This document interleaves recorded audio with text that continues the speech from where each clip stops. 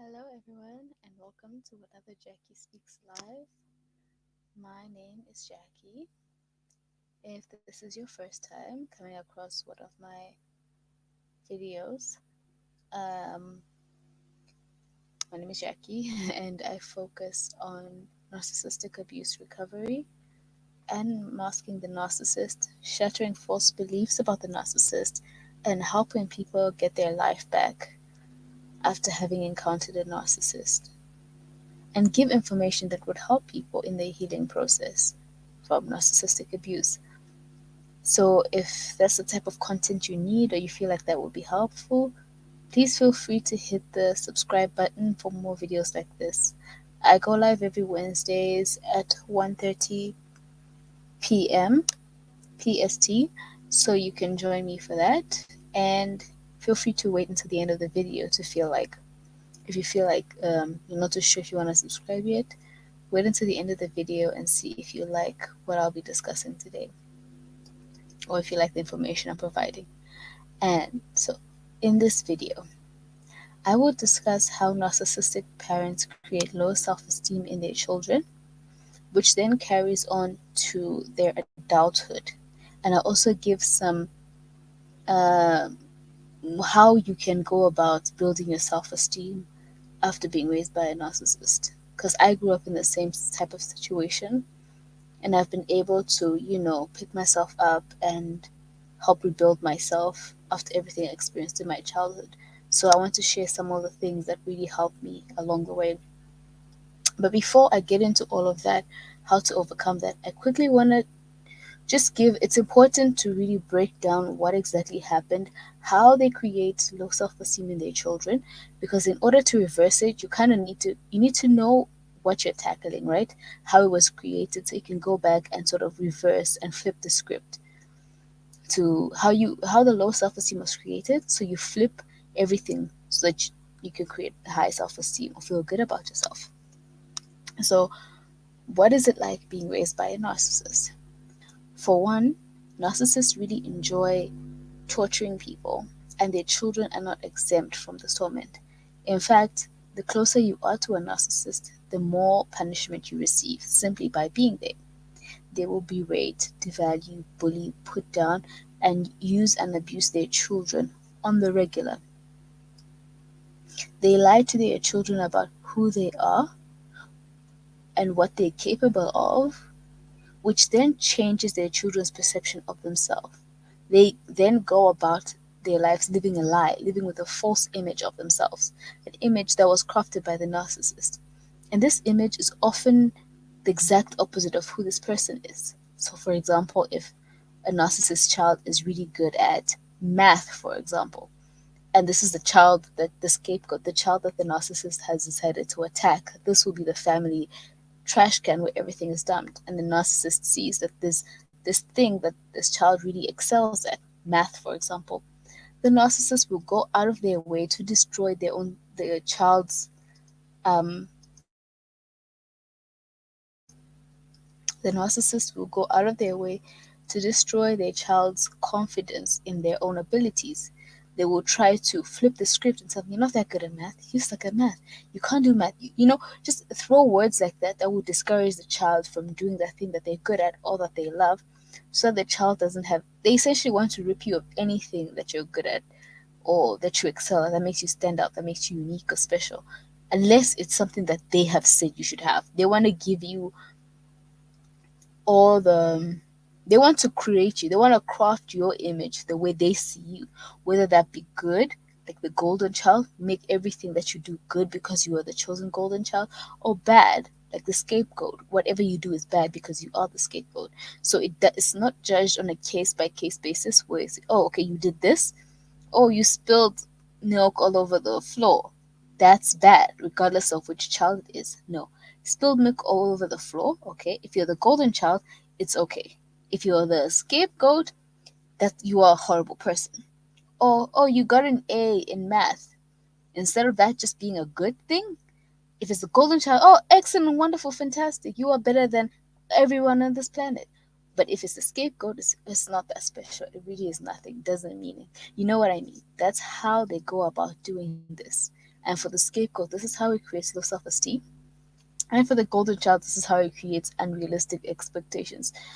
Because when they go in the real world, people are not going to applaud you for, doing mundane, basic things that you're expected to do. This is what the golden child goes into the world expecting. And this is why a lot of golden children sort of become narcissistic, because they were kind of groomed to be that way. And this is why the scapegoat often has low self-esteem and is always down on themselves, because they were trained to think that everything that they do is bad because they did it, right? It can't be, oh, I did this thing and that's bad, but I did this thing and it's good. It's not like a case-by-case basis. It's because you are you. Whatever you do, whatever you produce, whatever comes out of you is bad. That's how they go about doing this, which is so wrong. And so that's something that you have to reprogram. You are capable of greatness. In fact, if you're the scapegoat or you're someone who's tormented by your narcissistic parent, chances are you are so exceptional that this adult was threatened by their own child. That there's something really special and wonderful and unique about you, that this whole adult had to shift your perception of yourself and make you think you're someone that you're not, just so you don't realize your own potential, what you're capable of. And this is what they're experts at, stealing people's potential and making people think that, disregard what they're capable of, or not realize how much they can actually do, how much they have to offer to the world. Because essentially the narcissist has nothing to offer to the world, and you can't have something above them, right? So this is how they lie to their children about who they really are and what they're capable of. And they also constantly give a lot of negative criticism and feedback to these kids, which again adds on to the fact that the children think that I'm inherently bad, I'm inherently wrong. Whatever I do, whether the result is good or bad, will always be bad because I did it. It came from me. It's sort of part of the shame. It creates shame in the children. You feel ashamed to be yourself. And when you feel ashamed to be yourself, you start feeling unlovable and worthy, feeling like you have to prove yourself to people. All sorts of things are created from that. They also make you feel bad or guilty for whenever good things happen to you. We all have instances where something nice will happen, or you have like a good encounter, or you have like some luck, or just things like that. You have a bit of luck and things turn out in your favor. They will make you feel guilty for that, because they decided you're the scapegoat or they're the child they're going to torment. Unless they've handed it to you, you can't have luck. You cheated somehow, or it's so unfair. Why is it so unfair? Like in a household with a narcissist, being the scapegoat, you really have like the worst luck, right?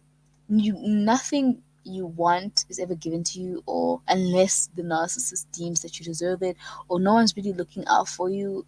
So when you get little instances of like good luck, maybe at school with your friends or something like that, something really amazing happens to you, and then they blabber on about how it's so unfair and everyone else like you're when this is really upsets me, because it's like they go out of their way to make sure that you get nothing, and when you do get little scraps of something somewhere else, it's unfair and the world is unfair. But it's like you get everything. You've taken stuff away from this child, and the one time they get this one thing that brings them joy, somehow that's unfair, so that's how they go about. And so as an adult, you start thinking that anything good that happens to you is undeserving. You don't deserve it.